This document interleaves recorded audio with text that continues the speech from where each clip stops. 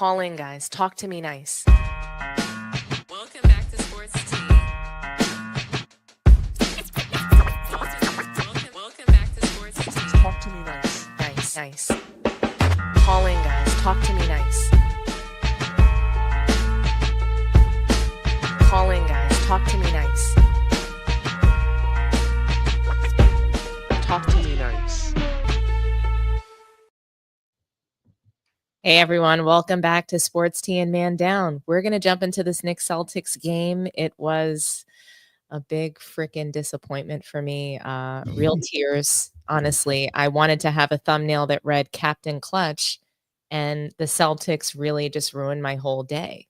My whole entire Saturday is now ruined because of Jason Tatum deciding to step up and play big. Not the whole Saturday. The whole Saturday can't be ruined. Not the whole entire Saturday. I mean, I could barely get through the game. Y'all still outscored them in the fourth.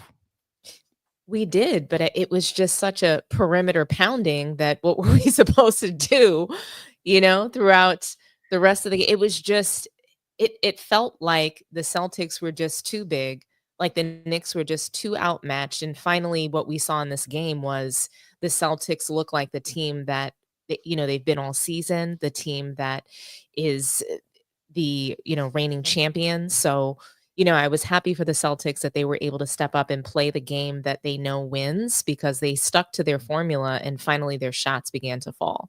So, Mel, was there anything that you wanted to add before I pull up some of the graphics and we can jump into team stats and box score and all of that? Yeah, Porzingis' minutes are huge with Boston. The more minutes he can play, I think the better for the Celtics defense around the rim as far as protection. And then if he starts to get in a groove and start to hit that 3-point shot, that's going to open up a whole lot of lanes for Brown and Tatum.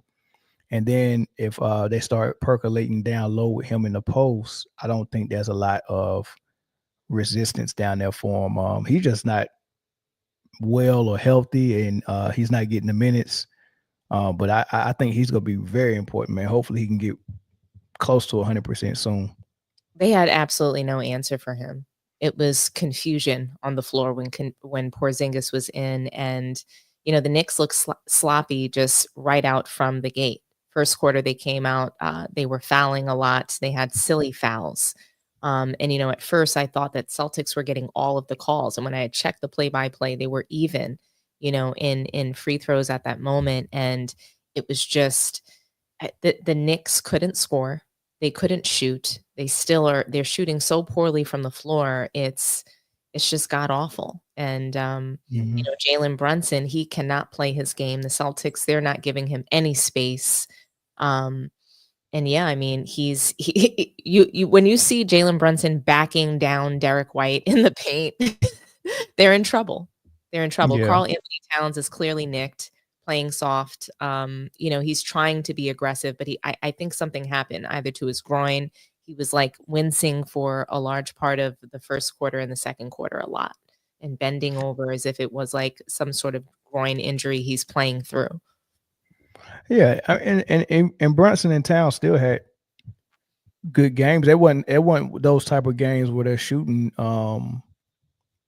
was like on point, like it was their best game and nothing like that. But they're still able to help their team out and put the ball in the hole. I mean, Brunson had 27, Towns had 21. So, I mean, that's better than what Tatum and Brown is giving Boston. But the defense for Boston is what's helping them gain those leads, man. Like, and they don't have to explode for a lot of points. And, with Brown and Tatum, they don't. If everybody do what they're supposed to do and everybody's healthy, I think that, they got a deeper team, a better team. And, they're champions, man. They won last year. So that's expected. I just don't know if we're going to see it again in game 4. We'll see. We'll see. If they go back to Boston tied at 2-2, it's going to be interesting. The Knicks have the heart and the grit. We know that. It's just today, the way that the Celtics they rain a shitstorm of threes on the Knicks in the Garden. It was just a complete grenade of threes, a garden grenade. I mean, you saw Knicks fans leaving the game early. That's how bad this blowout was. I, it was just everybody on the Celtics hitting shot after shot after shot. And, when we take a look at the team stats here, Peyton Pritchard was their leading scorer. So that should tell you about the depth on the Celtics. And I don't want to take any credit away from Peyton Pritchard because he's definitely waited his turn to step up and for the Celtics to shine a light on him. He's played spectacular for the Celtics, and he's player that they had on the bench for many minutes for many seasons. So he's beginning to ascend. They're beginning to play him and increase his role in the team, which is nice to see for him. Jalen Brunson, obviously, he's the captain of the Knicks. He showed out as much as he could to help his team. 9 of 21 from the floor. When you take a look at the free throws, Knicks had a differential. Knicks had the advantage at the line. They drove a lot more. Obviously, they play, much bigger interior play than the Celtics do. That's their strategy really is to get inside and exploit the high percentage shots. So they got to line more, 35 times, but they didn't make them. Celtics they were almost 90% from the line, and the Knicks were under 70%. If they made all of their free throws, this game is a little bit closer. So is there anything that you see here, Mel, that you wanted to point out? That free throw line discrepancy is insane, man. I mean, I tell you, man, I used to like when people first started doing it, like in the 2000s, the pump fake and get you off your feet and then jump into you and get the foul. I used to think that was crafty, and I used to like that type of stuff, man. But I'm starting to despise it a lot, man. I hate to see Jokic doing it. I hate to see Brunson do it. Some people think SGA do it. He does do it. He does do it. He does it often, but I do think that his way has a little bit more finesse. You have guys like James Harden that rely on that. You have guys like Jokic that they're relying on it. To your point, I think in our last show, that they're doing it to stop a run. They're flopping and they're getting away with it. And that's so sometimes I think in the beginning it felt crafty when you're seeing, it happen in moments where they're not like they're kicking their leg out to do, you know what I mean? It's just going to an extreme. So I understand. Yeah, it's one way of if you're driving to the hole and you're about to get bumped, and once you feel that bump, you go up for a shot because when you're dribbling the ball and they bump you, they're allowing that a lot more than they would allow someone to bump you while you're in the air taking a shot attempt. So what SGA has done is he knows that him being a slider frame type guard, when he's driving to the hole, he's going to get a bump. And what he's doing is, as soon as that bump come, I'm going into my shot attempt. Now, when I'm going into my shot attempt and you bump me, now I'm getting knocked off my path while I'm doing a shot attempt. They have to call that. Or not, they don't have to, but more often than not, they'll call that before they call me getting bumped while I'm dribbling, right? So that's what SGA does. What Jokic does is he'll make a quick move in the post or a power move in the post, and he will uppercut under your armpit and hook you and go into a shot attempt and force you to call it on the defense. And it is nothing that the defense can do. You created all of that content. And what Brunson is doing is, I'm using my pump fakes to get you in the air, and then I'm going to jump into you. And I don't think that you should reward. One train of thought is, if the offensive player is crafty and smart enough to pump fake and get you in the air, whatever happens after that is your fault. I got you in the air, so reward the offensive player if there's any contact, even if I'm jumping straight up and you jump into me, which is weird because when you're in the paint, a more physical place to play, they allow the defender to have verticality. If I go up straight up, I don't bring my arms down, I don't jump into you, I just go straight up. They giving me verticality, and if this is the verticality, right, and the offensive player is this, if we both go up, then we're fine. But if I go up on defense and you jump into my verticality area, You created that contact. You can't give me that foul. And they allowed it in the paint, but on a perimeter, if I jump straight up, the defender can jump straight into me like a missile, and they're going to give that the offensive player can jump into me like a missile, and they're going to get a defender off a defensive foul. I don't like that, right? Yeah, And that's what Brunson does. He got or 7 free throws. protect shooters, I think. And what something else that I wanted to point out is look at the disparity in blocks. Um, it- and the reason why I point this out is because when I was watching, I was so pissed. Josh Hart kept driving to the lane and just getting his shot blocked. Did you see that?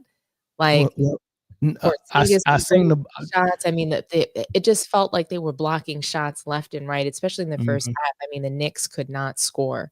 It was awful. And There yeah. was a stretch like that in the fourth too when Porzingis and Horford was altering a bunch of shots and blocking a bunch of shots, like Mhm. during the stretch where it looked like I think it was a stretch after they cut it to 20 after Brunson got a 3 over Horford, and it Mhm. looked like it's about to happen again, and Yeah, Celtics called the timeout. When they came back out, they tried to get, I don't know, 4 trips down, and all of them end up in blocks. Like it yeah. was Porzingis, it was Horford, it was all over the place. Knicks just they looked small against the Celtics, and it was all just because Porzingis was playing today. Honestly, Mhm. they And just he I mean, only had 5 points, and he only played 18 minutes. it just they just looked really bad tonight. They looked really bad against the Celtics, and it wasn't just because of the shot making that they had. It just there were just certain plays where the Knicks looked really sloppy. They couldn't score. They were missing shots super close to the basket. Even the way when Brunson was coming down at times, it was like they were playing a little jerky, a little scared. They knew it was a must-win game, and it felt like they choked it away a little bit, just as far as how they played. They did not play poised, especially not in the first half. And Mm. I think they keep trying to find their groove with the Celtics, and they hit this stride in the fourth quarter thinking that they can come back every time, and that they shouldn't be playing around with the Celtics like that. That's for sure. I mean, let's be real. Celtics have been up on them 20 points in all 3 games. Exactly. And They've they should they've have won. they've built the lead of 20 or more in all 3 games, and built it very early, like first half, Every first time quarter. it's a first half lead, every time. So the Knicks shouldn't have won either of those games. No. I If mean, any of them, they should have won the first one because maybe the Celtics kind of got caught off guard. But the right. Celtics should have been more ready game 2 to protect that lead that they built. And who knows this? I mean, that this 2-0 hole they dug themselves might be a little bit too much, even though they won convincingly tonight. Yeah. Can they do it again Monday and then go back to Boston and have the energy to go up 3-2? Who knows? I mean, look at what their starters did. Their starters delivered, but like their bench also delivered. Again, Yeah.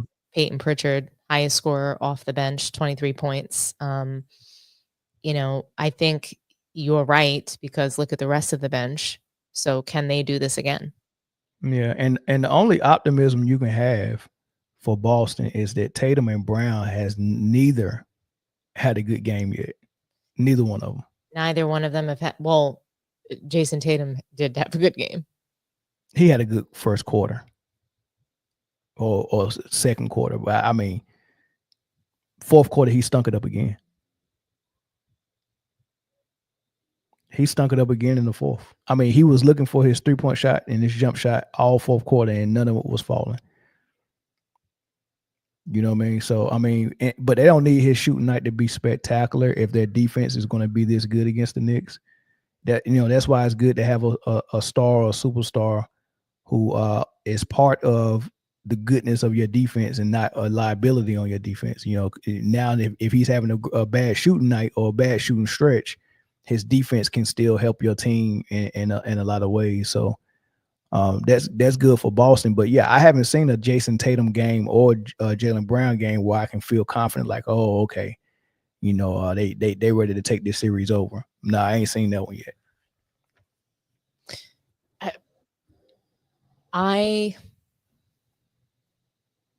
It's clear though who the leaders are.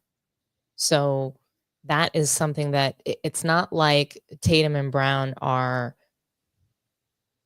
shirking responsibility of big moments.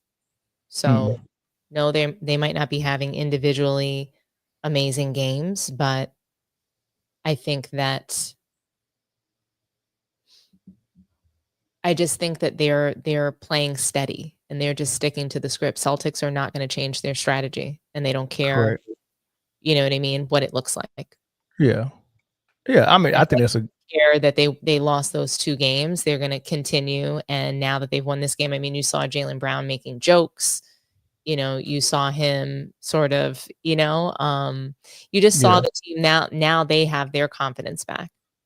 Yeah.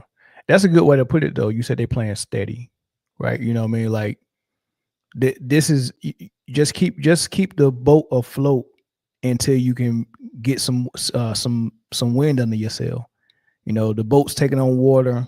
There's a way you operate when it's taking on water while you still trying to get the water up out the boat and patch things up. Can you keep the boat afloat long enough to patch the hole up and then figure it out and then put the sail back up and get the wind behind your sail and then y'all go cruising, right? You know, they're not ready to cruise yet. They still got to patch the hole in the boat.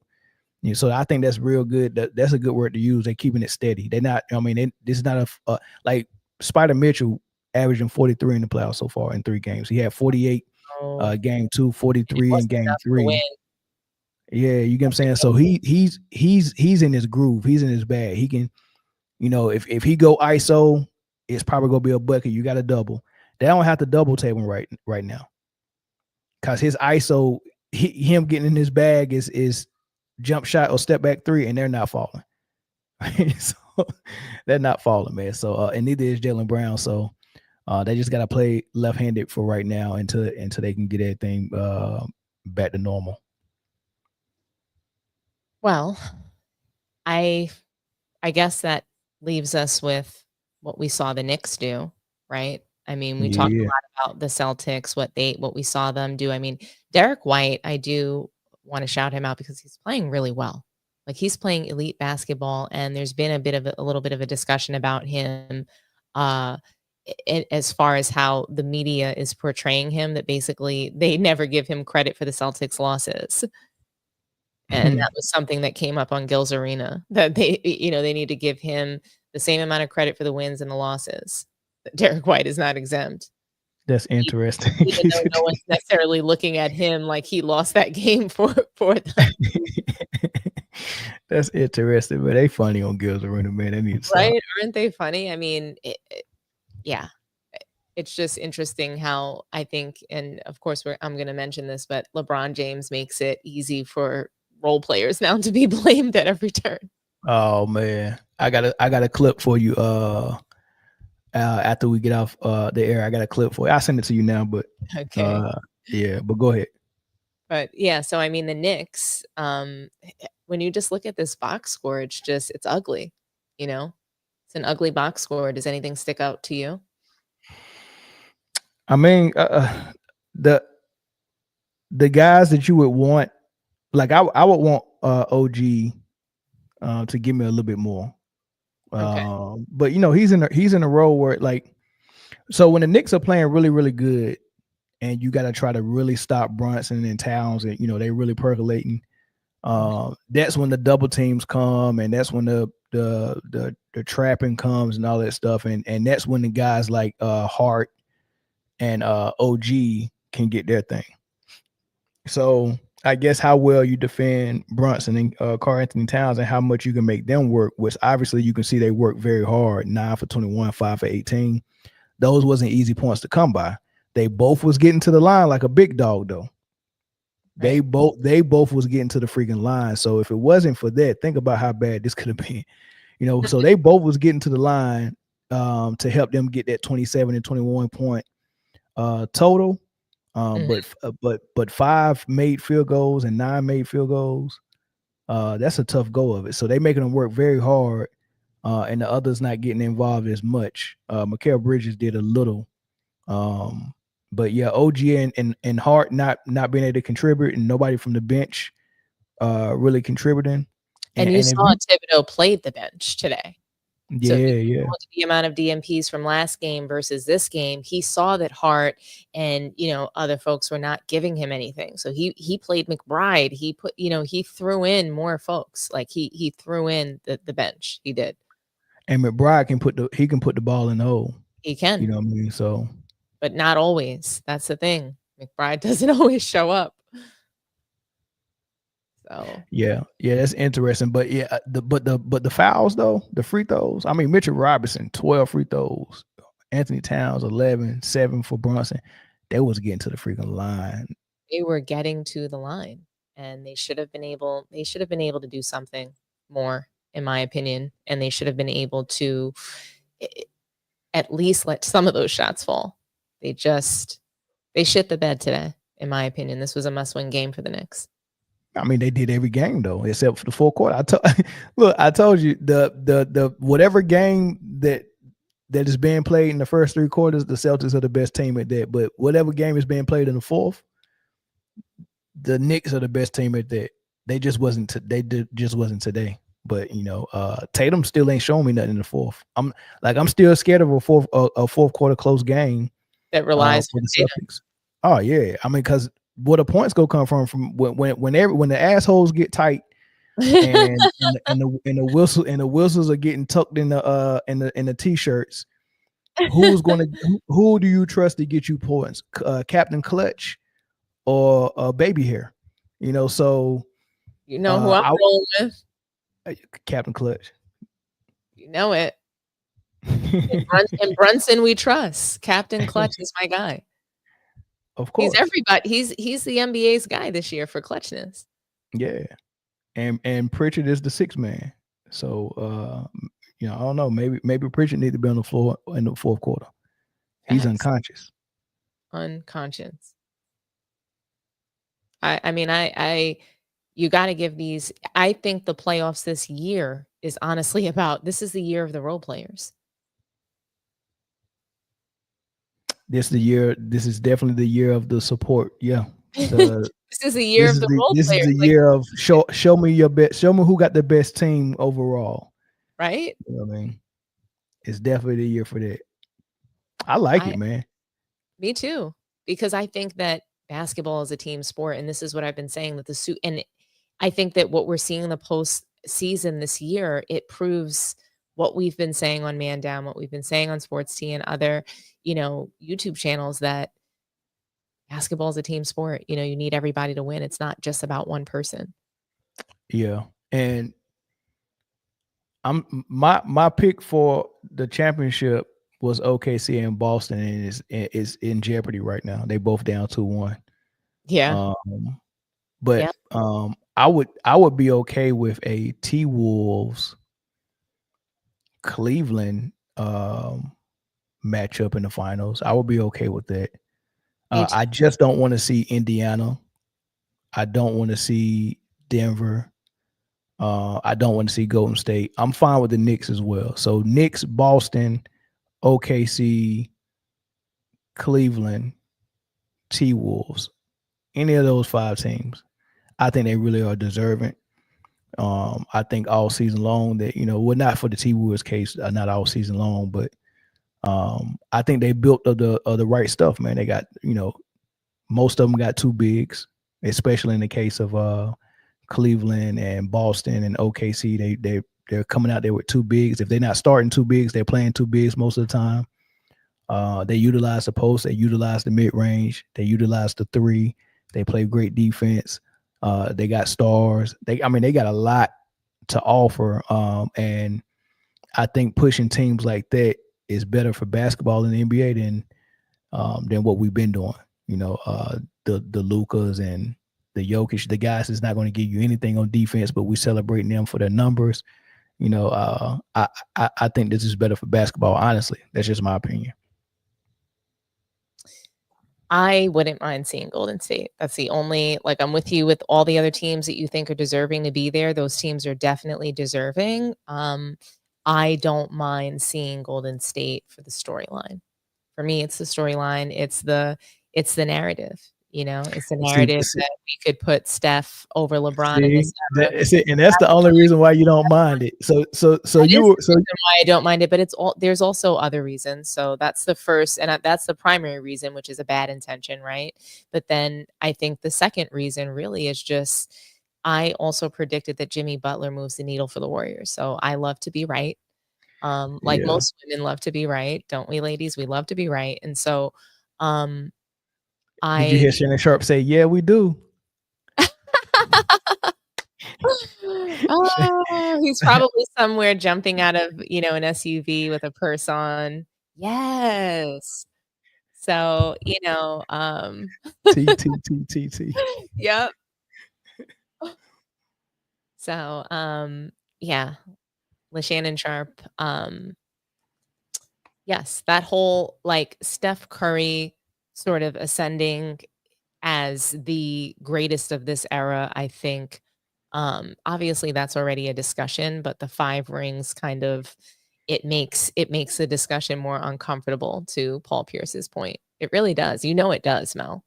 So, and yes, there's so many different things we can say, like LeBron's a better player, but all I'm saying is that the 5 rings, it makes the discussion get a little bit more surgical.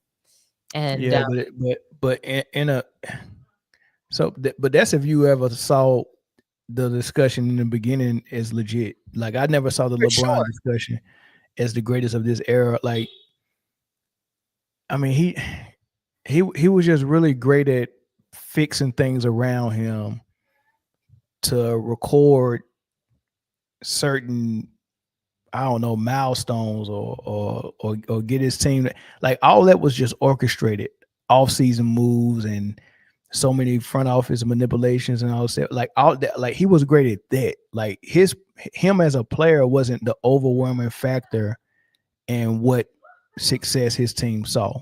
It was what he did off the basketball court, front office wise, and teaming up and moving chess pieces around and firing that coach and getting that free agent and getting that player in the trade, and all of those things was what was successful for him. And similar to that was Curry as well. Like both of those dudes are great players and easily top 10 to 15 players of all time, easily, I right? mean, And the debate when can you be think about higher.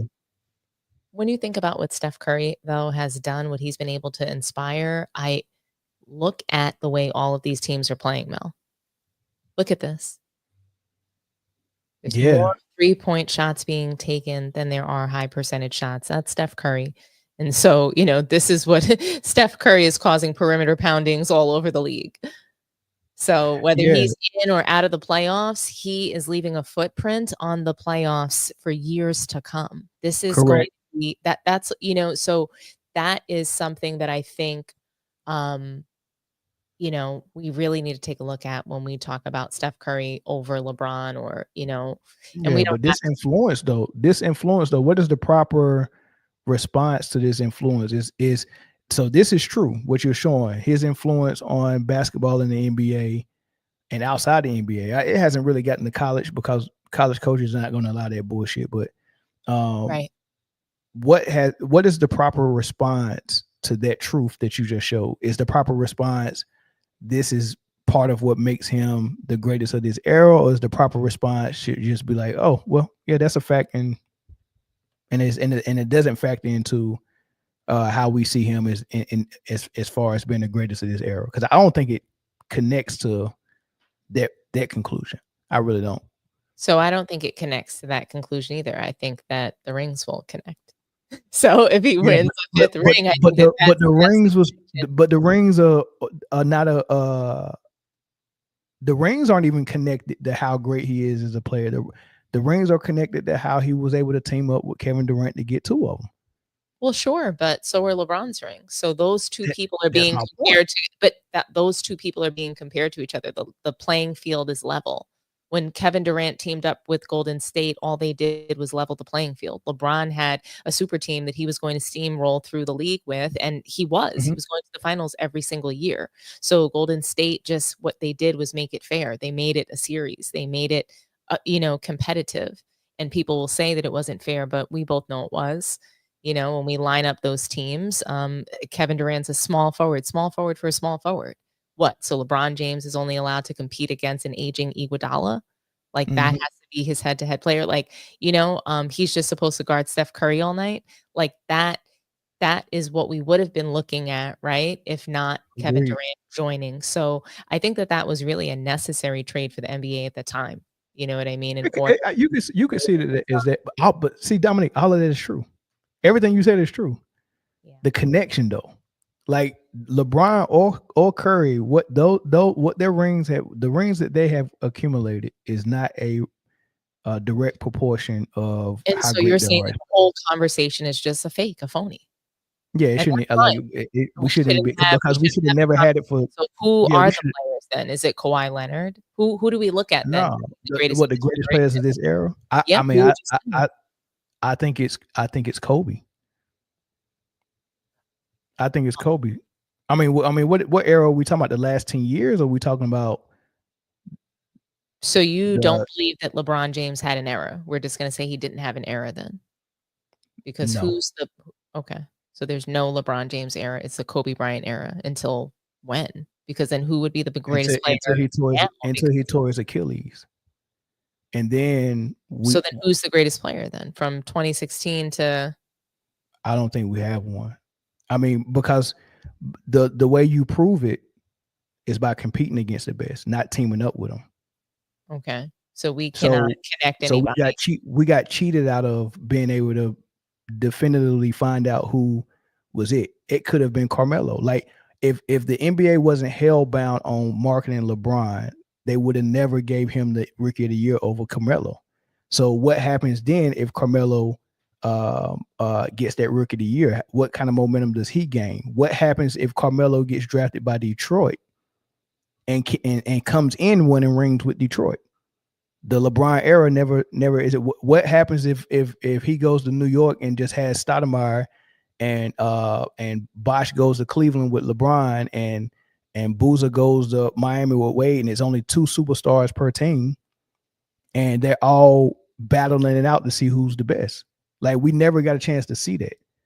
We seen someone team up with it was three superstars on one team, and it was just an unfair advantage. And I mean, like how I can't tell by those two rings that he got that he was better than everybody that was in his era. I couldn't tell that. It's just a bunch of chess moves off the court that make you look like you're the best, but you're not. Well, that is a really good take, Mel. I love it.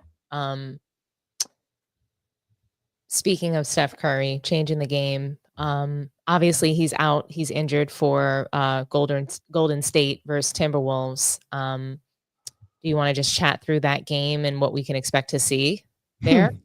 Well, it's about to come on in about 10 minutes. Yeah. Sheesh. What you think?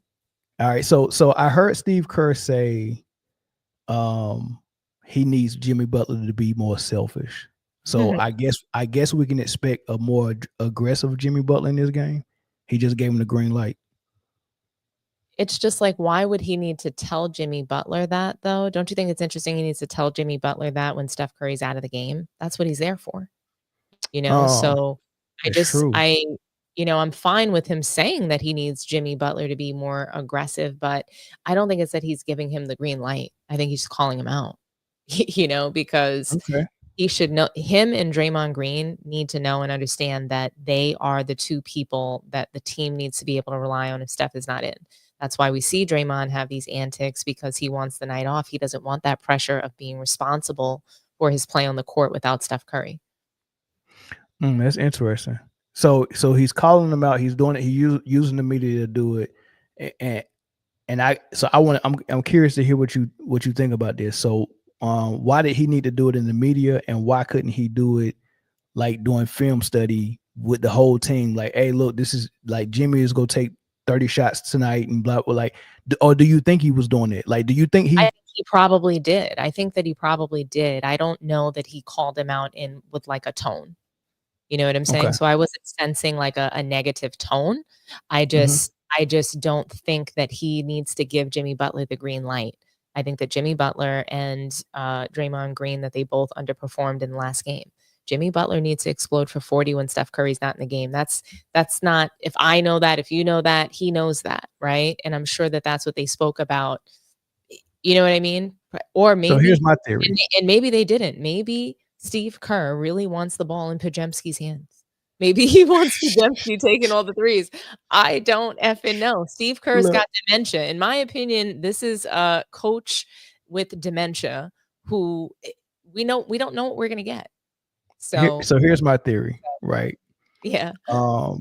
So there's two things on Jimmy Butler's part.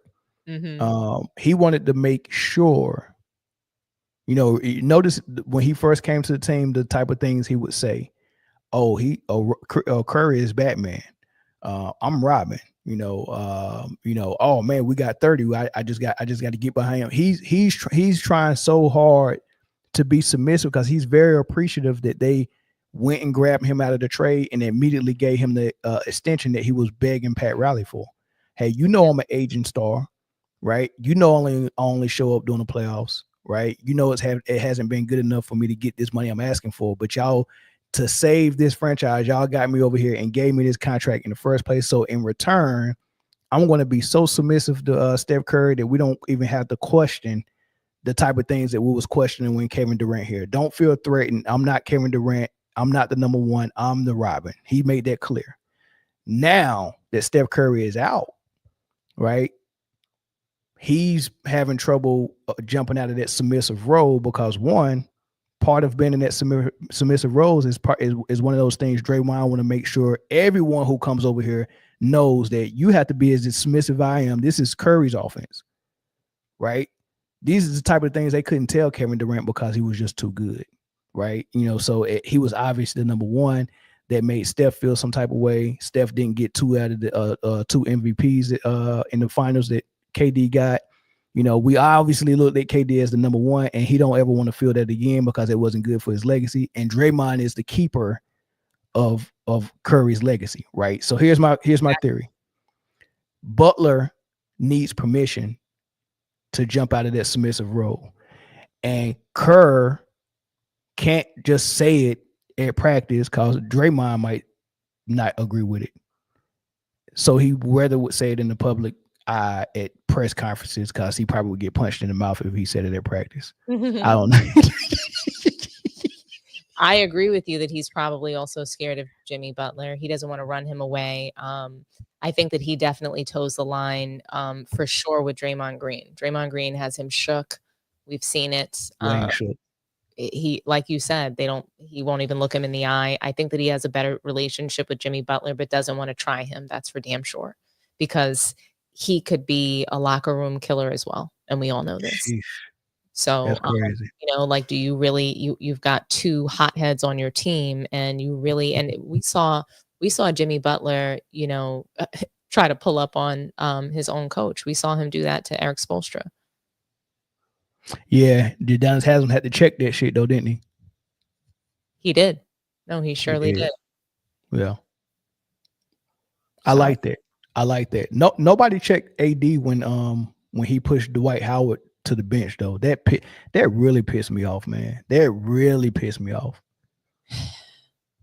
That showed me that they had favoritism on their roster, that somebody can do something wrong to a Hall of Famer and Dwight Howard in the public eye, and nobody checked it. It reminded me of Draymond doing it to KD, and nobody checked it. Well, that was crazy because Kevin Durant is a bigger superstar, and he literally, he saved the Warriors from from getting ran over by LeBron again. LeBron was about to literally win 3 straight chips off of the Warriors. Yeah, once he beat Steph Curry, his confidence was way up, and he rarely loses to him when they play. So it's just like, it's one of those things where it's disappointing when you see someone like Anthony Davis, who's barely ever won anything, acting like that. And Dwight Howard helped them win that title, and they haven't been able to win since he hasn't been there. Mm-hmm. Isn't that interesting? And he's out crying because he was forced to play the center position.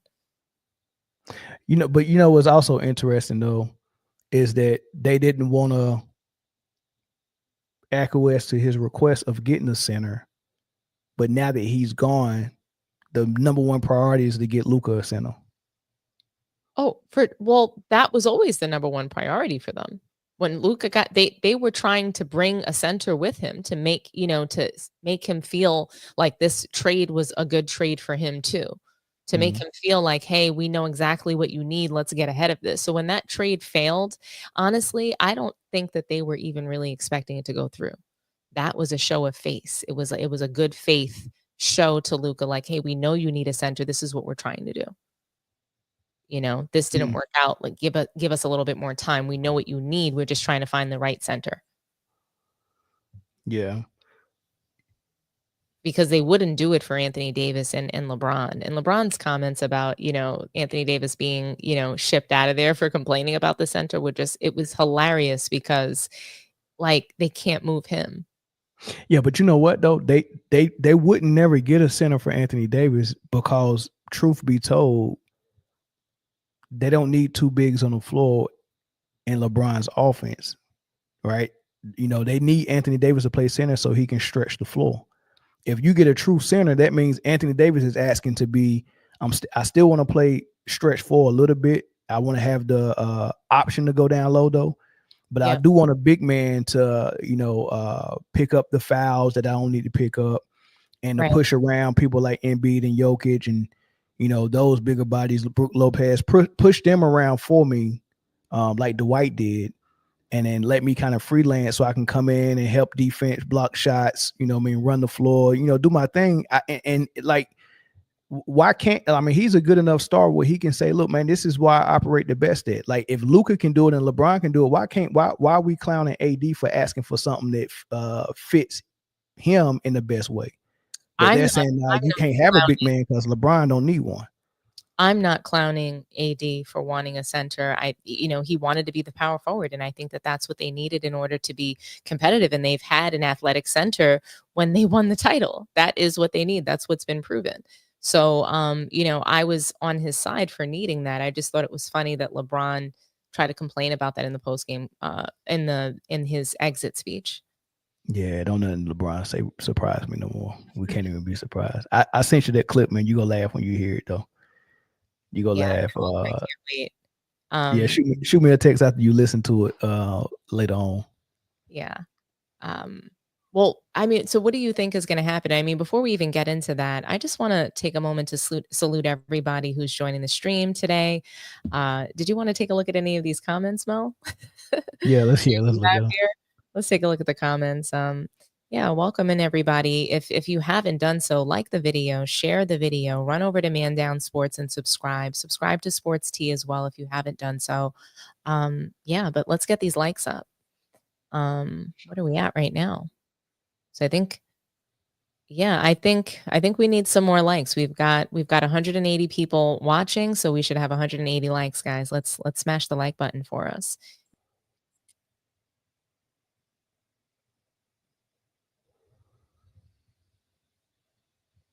Is that Sorry, I oh, swiped I thought my that was mine. No, Oh, I because thought when that you was me. have with the Max, like if you swipe your mouse a certain way, it'll just like kind of take you out of the screen. So my bad, guys. But yeah, let's take a look at some of these comments here. What do we got going? Okay. Melo forced the trade to New York and his reputation changed afterward. I thought you would like something like that, Mel. Yeah, man. Melo, his career went from, fantastic freshman at Syracuse, won the championship, obvious top 2 or top 3 pick. He would have been the number 1 pick if it wasn't for LeBron coming out that year. Just a complete basketball player coming out of already NBA ready body, NBA ready jump shot, NBA ready strength. Like he was a phenomenal player. Then he gets to Denver and immediately turns a non-playoff team to a playoff team. One rookie of the year every month.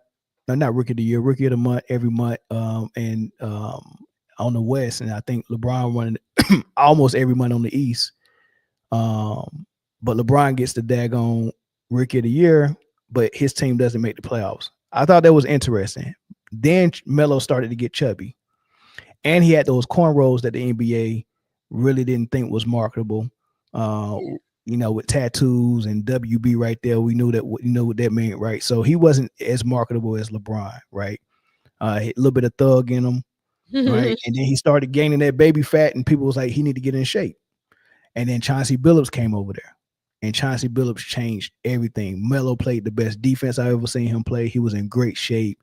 They went to the Western Conference Final, was outplaying Kobe and the Lakers, and then the whistle changed, and the Lakers beat them, right? After that, Billups was gone. They traded him for Iverson, and it was downhill from there.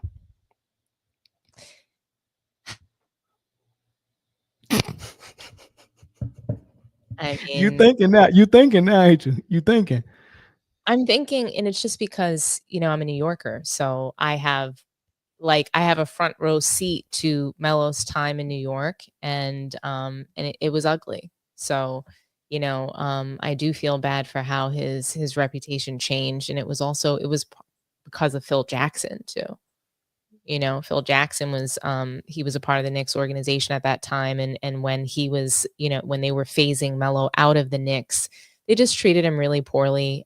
Even, his start when he got there, he wasn't defensive. They tore him up in the media there. So New York media definitely had like a love-hate relationship with Carmelo Anthony, and it wasn't, it didn't end so well there. So Yeah. there's a lot to Somebody just corrected me in the comment section. Iverson got there before Billups, and Iverson was traded for Billups.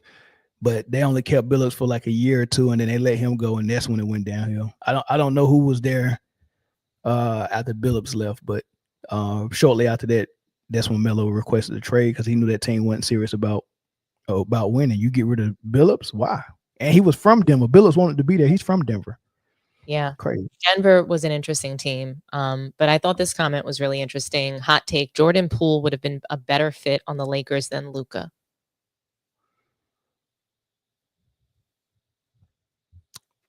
I mean, is there a better fit when LeBron is supposed to be your number one, but he's 40? Right. I mean, even with LeBron as a number 2 or a number 3 option, it hurts any, team Yeah. that's trying to contend right now. LeBron needs to be coming off the bench. That's really just the facts, but he won't accept it. Teams won't accept it, or coaches are unwilling. JJ Redick, they're unwilling to do what they know is right because I guess of the narratives in the media.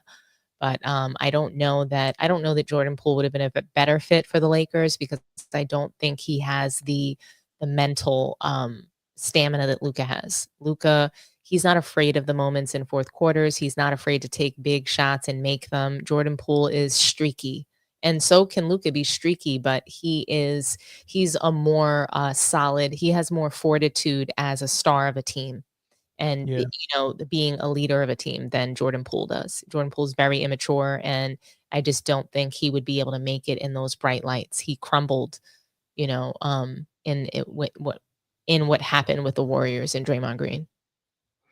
You know what the Lakers remind me of with LeBron?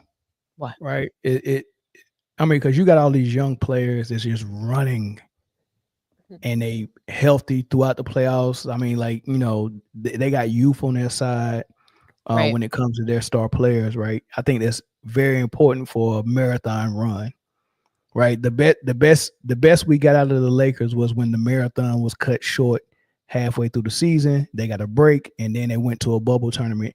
That's when you can utilize having your best player be the oldest guy in the league, right? That's cool. But for the marathon, it's not good. And it's almost like asking me to build the best race car, but one of your wheels have to be a donut. And that donut is LeBron. And I'm saying, look, man, I'm gonna put I'm gonna put the greatest motor in there. You're gonna have 3 really good wheels with great tires on them, but for your 4th wheel has to be a donut.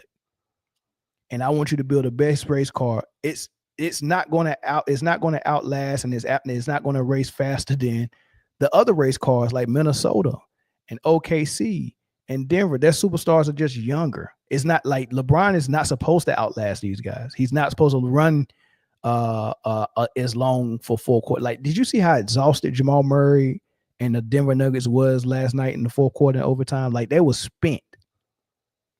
And you can't ask LeBron to do that at 40. He just can't. And then you add an out of shape Luka. Now you got 2 donuts on your car. You can't build the best race car with 2 donuts. You can't. Donut Donchiks.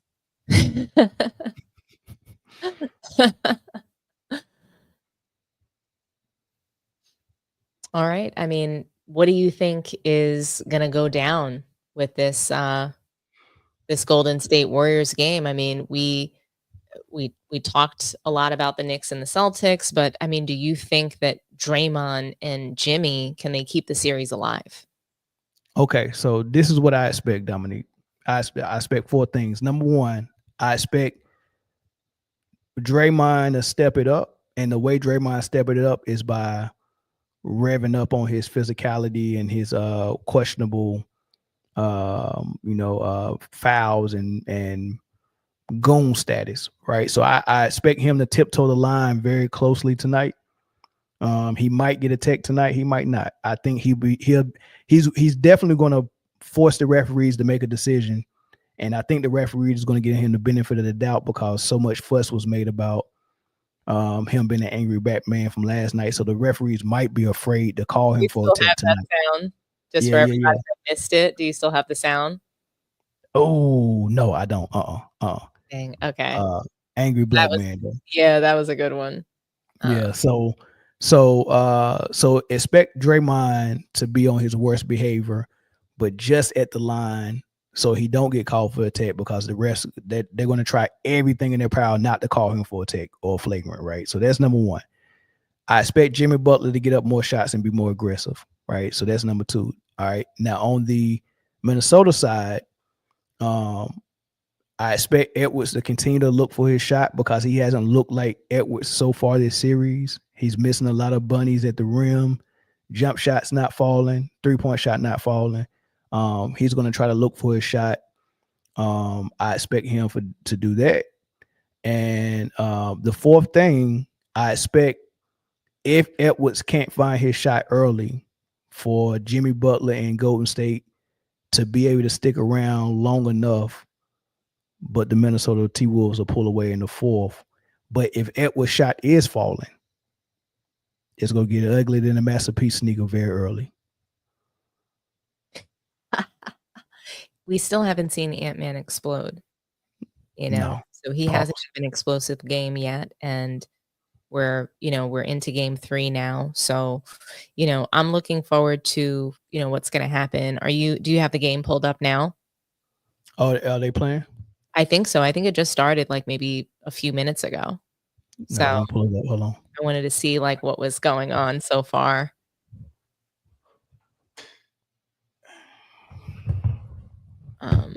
Man, Draymond Green, I think that he can lose this series for them just like he's done before in the past. They're literally just starting tip off right now. Okay.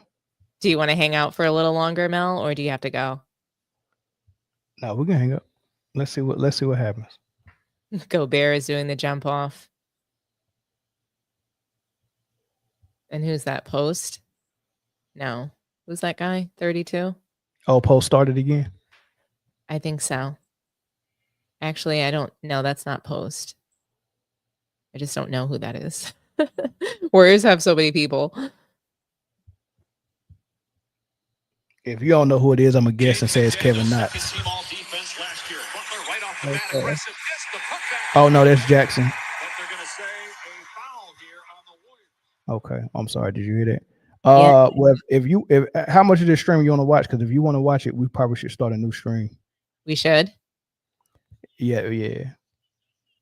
I can watch for a little bit, but probably not the Okay. whole game. Okay, well, we'll no new stream then. That's what I was just saying. Like, let's do like.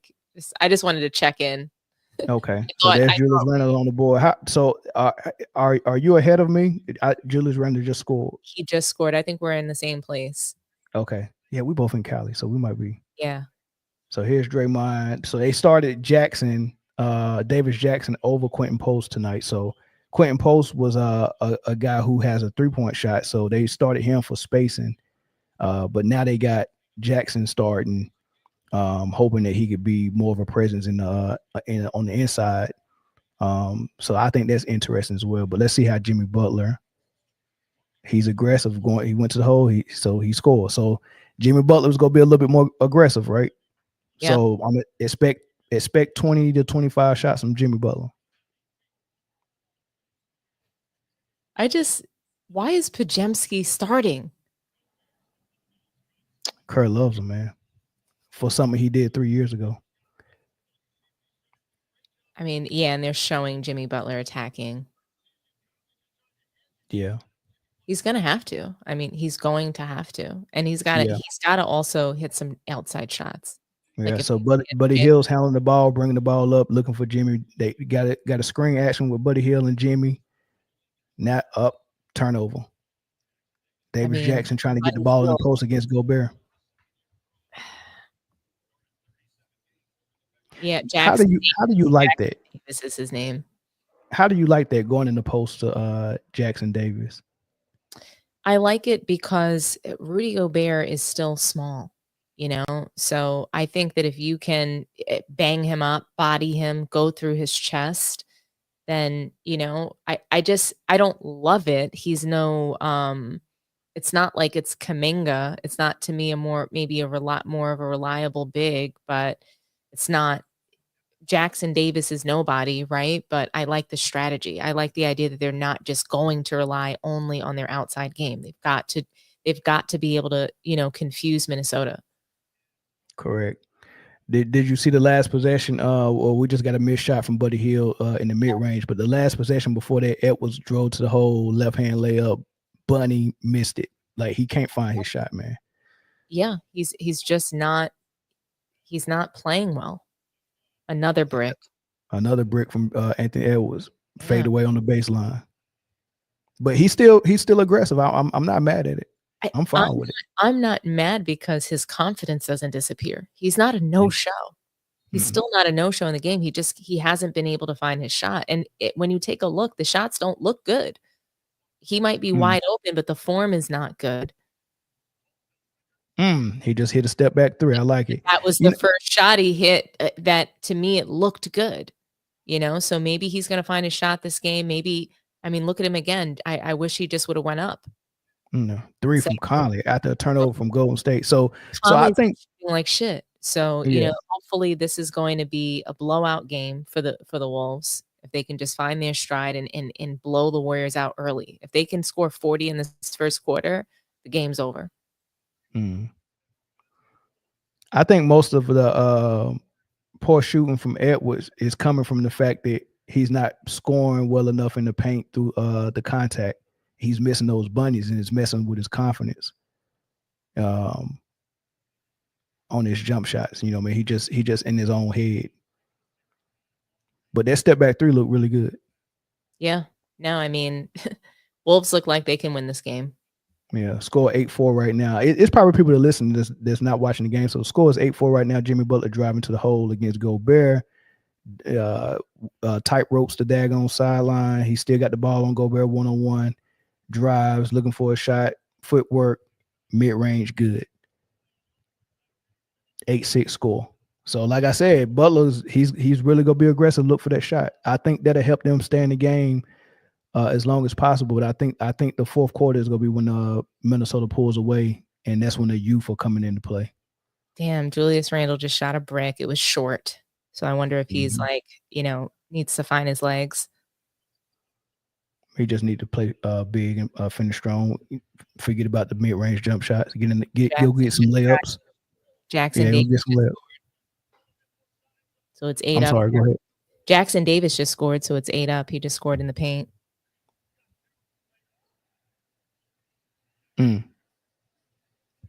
Golden State, they're pressuring. Anthony finished at the rim finally. Nice little Euro step around Jackson Davis. I know. That's one thing Ant-Man can get to the rim. As Pajemski misses a run in the paint. Anthony Edwards coming down on the right side of the rim with Draymond Green on him. He's about to cook Draymond. Dancing. Oh, he was about to go into a step back. Random goes to the hole. That's some contact. Should have been a foul on it. They didn't call it. Davis goes to the floor. Oof. They didn't call that contact. Nope. But Randall's got to finish that daggone layup though. Yeah. I thought that was, oof, that was so nice, Anthony Yeah, it Edwards. was. And he been doing it a lot this series and missing them. Missing. He's had some wide open layups too. Did you see those? Oh yeah. Yeah, absolutely. Absolutely. Man. Man. So far, hey, what we predicted is, I mean, we predicted Butler would be more aggressive. We predicted Edwards would be looking for his shot early, which he is. Right. I think he really want to get going early, man. Yeah. He gonna need to. He's gonna have to. I'm looking forward to what happens throughout this game. Yeah. Thanks so much, Mel, for joining me. Did you want to read some more comments or did you want to take a phone call? I know people might Yeah, be we watching wanna- the game, yeah, so we take a phone call. one or two. What do you think we have time for? Whatever you got time for. I mean, I'm here now. Okay. All righty, guys. Call in, talk to us nice. What do you think about this Wolves game that's on right now?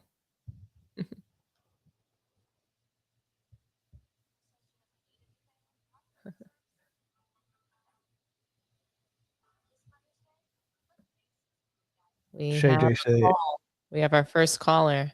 who y'all? Thanks for calling Sports Tea and Man Down Sports. Talk to us nice. My first caller. Hold on, I'm here. I had to cut y'all down. What's going on, Twin? What's up, Mel? What's up, twin? Who this? T Burt. You, what up? What's popping? Nothing much. I'm just checking y'all out, doing y'all thing. You know, y'all holding it down, NBA world down. Y'all keeping it real, doing y'all thing. A lot of content. So What's your predictions on this game? Whew.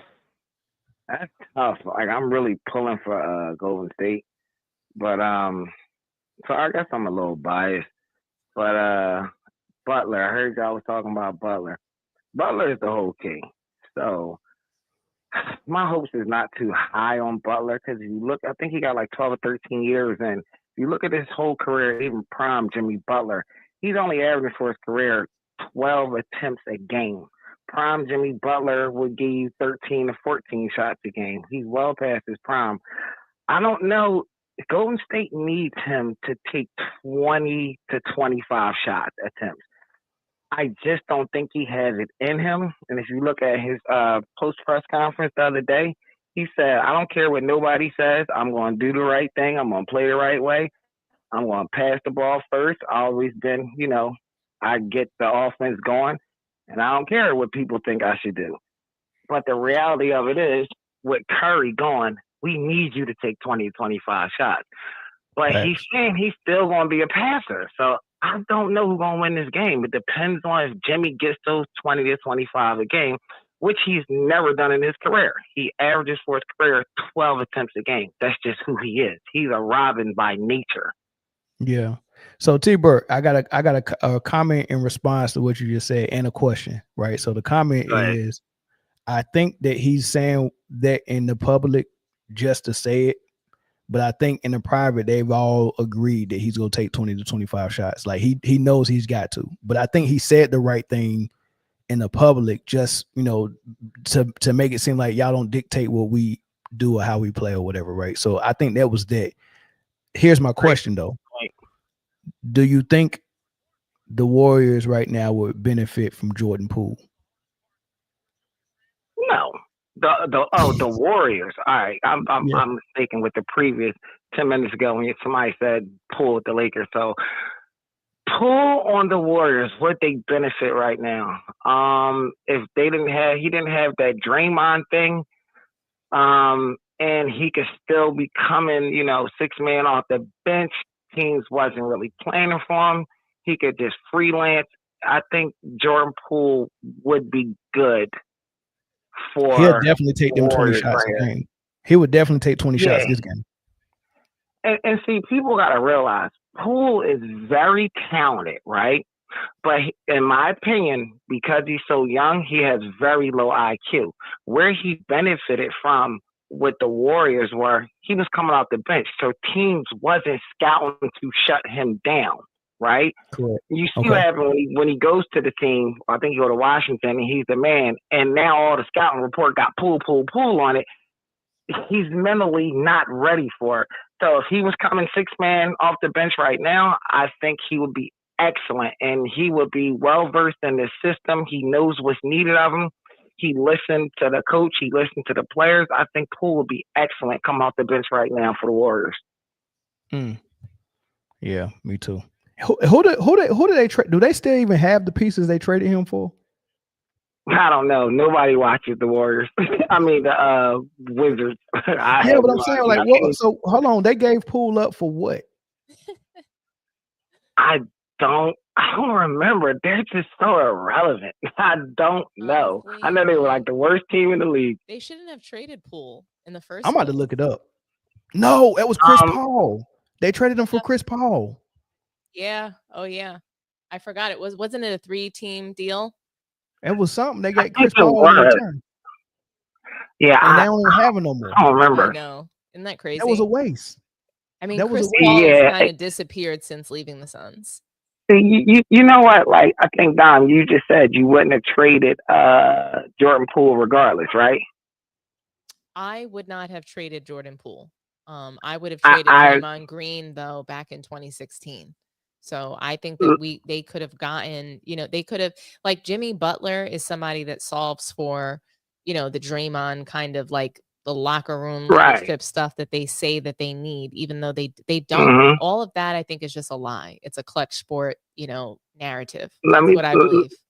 Let me expound on that point a little bit. I'm definitely, and I agree with you on that. Let me take it back a little bit. I'd have been got rid of Draymond because Draymond, like, as great as he is, as bad as he is too, people gotta realize Draymond destroyed the dynasty, right? He lost them at the championship against Cleveland. He destroyed the dynasty by they had to choose between him and Kevin Durant. Then Right. they chose Draymond. Like, he destroyed this dynasty. They probably would have another 1 or 2 chips if they just imagine this. They got rid of Draymond, but now they got Jordan Poole and KD. Come on now. Yeah, that's crazy. That's crazy. And they would have been able to afford to keep some people they had to let go. Yeah. Like Absolutely. 'cause remember that year Iguodala went to Miami. They had to let Iguodala go. I mean, obviously they couldn't pay Sean Livingston, so he went on and retired. But if You know what I mean? Draymond Green I gets think traded in 2016, Kevin Durant comes over, right? In 2017, and he doesn't leave, and he's still there. I Mhm. think if they trade Draymond Green this year, I think his career is over. He'll play another year, and that's it. Because his value is at its highest on this team with these players with this system. You put Draymond on another team, his value is nowhere near it. No. So I think Draymond and Curry. Whenever Curry says I quit, I retire, Draymond saying, "Oh, me too." Yeah. Like if 100%. you notice, when Curry is out during the regular season, Draymond don't play. Like, so that's how that goes. So I get it. And Draymond said in 20 interviews, he was like, I got 4 championships. I rode Steph Curry coattail probably all the way to the Hall of Fame and definitely to 4 championships. He knows his role. He's a master of it. Oh, come on, man. Minnesota just turned the ball over, man. This was gonna be a crucial possession. They was gonna go up 10 on this one. I know. Well, I'm a little ahead of y'all, so I really won't comment. Right now, I'm at 4 minutes, 19 seconds. Oh yeah. Yeah, we 426 for me. Yeah, me too. But you know what? I think this is an interesting series. But Jimmy Butler, like Dom, I heard you say earlier, like, you thought Jimmy moved the needle. I wanted Jimmy so bad to move the needle, but I've been watching him his whole career, and to me, he's just been a Robin. And it's nothing bad with being a Robin, but sometimes you need a damn Batman. So here's the thing, T-Bert, is that a role player can move the needle. True. So to me, the Jimmy Butler trade, it moved the needle because the Warriors looked like a G League team prior to him coming in. They were not making the playoffs. They were not even trending For to sure. be, a play-in team. So they were trending to be outside of the playoffs, outside of the play-in, and so that's where he moved the needle. I didn't think that Jimmy Butler makes them true contenders for the title, though. I didn't believe that, but I felt that he did move the needle. He made them competitive. Right. Well, Dom, here's what I'm gonna say to that. I don't think you said anything wrong. Jimmy does move the needle, but from my expectation, I want him to move the needle so Golden State can win the championship. You see what I'm saying? So you didn't say nothing wrong. That's your You didn't say nothing wrong at all.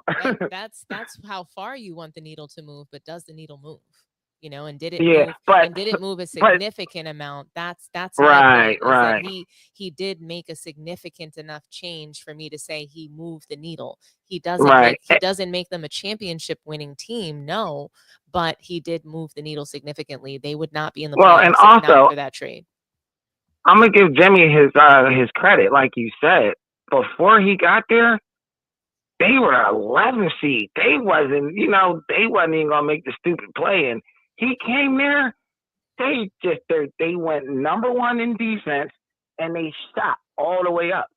So he moved the needle a lot. I'm just being unrealistic. I'll call myself out when I'm being a fraud. What your expectation is for them, though, is still that's your expectation, right? Like, no one can be mad at you for saying, hey, like, what I'm looking to see the Warriors to be able to do is to be real deal contenders, not pretenders. Because what Jimmy Butler accomplished is making them a pretender. Like, hey, they're going to go into the playoffs, and they're likely not going to make the Western Conference Finals.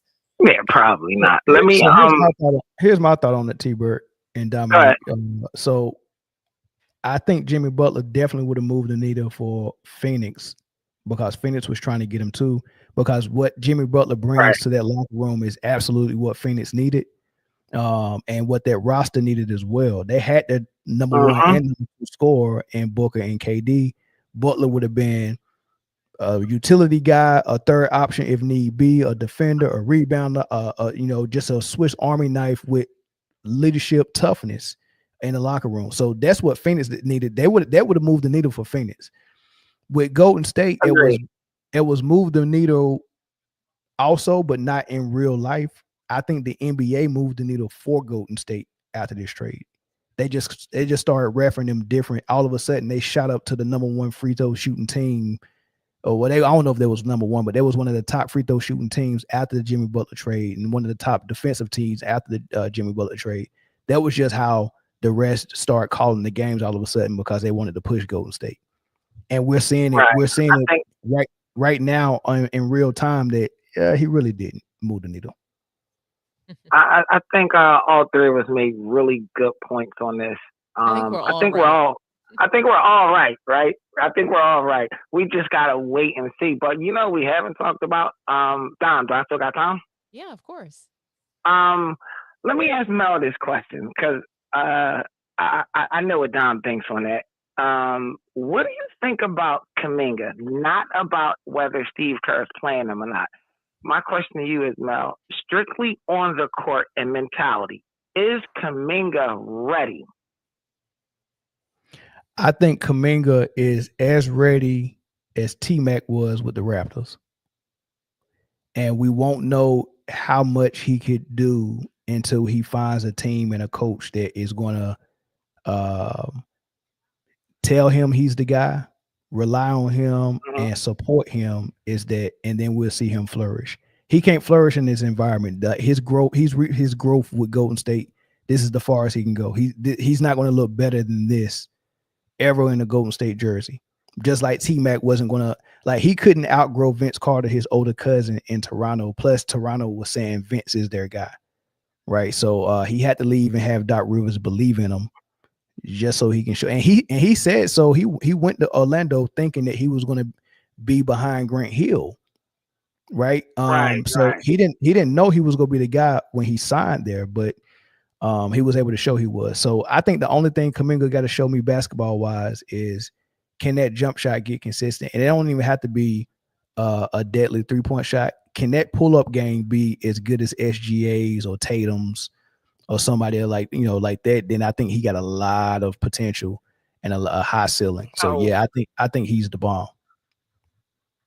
So here's the follow up to your comment. I got another question on that. Do you think two part? What do you think about Kuminga's IQ? Second question is, do you think this system is holding his game back? His IQ I don't know about. But yeah, this system is holding his game back for sure. I don't know about his IQ though, T-Bird. What you think? There? What do I think? Or Yeah, T-Bird. What here's you think about his IQ? Let me click on the show. Kuminga's dumb as rocks, T-Bird. I'm sorry. I can't. So just so you guys know, Kuminga is dumb as rocks. Oh, T-Bird, I think there's something wrong. Let's. All right, hold on. I'm gonna call y'all right back because y'all can hear me, but I can't hear y'all at all. No worries, T-Bird. We're actually going to be. I'll call y'all right back. Okay. Can you hear me? Okay, Mel. Yeah, I can hear you. Yeah. Okay. Yeah. So I think that this is a pretty good place to, to end the live. What do you think? It's fine by me. I'm simple Gumpy, man. However you want to do it. Okay. Yeah. I mean, I think we can come back tomorrow and recap those games if you're available. Oh yeah. Easy day. Right. Love it. All righty. Thanks so much for calling in, T-Bert. Great questions. Kuminga's dumb as rocks. Okay. Sorry. We have 2 super chats that came through. Eddie TV, salute to you for the $1.99 super chat. Salute gentleman and light skinned lady. Yeah. Thank you so much. Appreciate it. Brand 117, or is it Brandy? Is that Brandy 17 or Brand 117? Brand. Okay. Hi, Brand. Salute to you for the $5 super chat. Draymond be low-key quitting on his team whenever Steph is not on the court. LMAO, Draymond is just as pathetic as his boo thing, LeBron. LeBron just catches strays. He's not even playing anymore. He's about to catch some more strays. We will have some, for sure. I'm going to have some LeBron content coming for you guys. But thanks so much for tuning in. Don't forget, like the video, share the video, subscribe to both Sports Tea and Man Down Sports. If you haven't done so, run over to Man Down Sports and hit the subscribe button. Also, don't forget to ring that little bell so that you get notifications for when Man Down Sports goes live. Same thing for Sports Tea. Hit the little bell so you know when we're live, and we will see you next time. And enjoy this Timberwolves game. We'll see. We'll see if Draymond and Jimmy can keep the series alive. Me and Mel don't think so. Sure don't. All righty, Mel. I'll see you soon. I'll text you about that video. Okay. All right. Bet. Yep. All right. Bye-bye.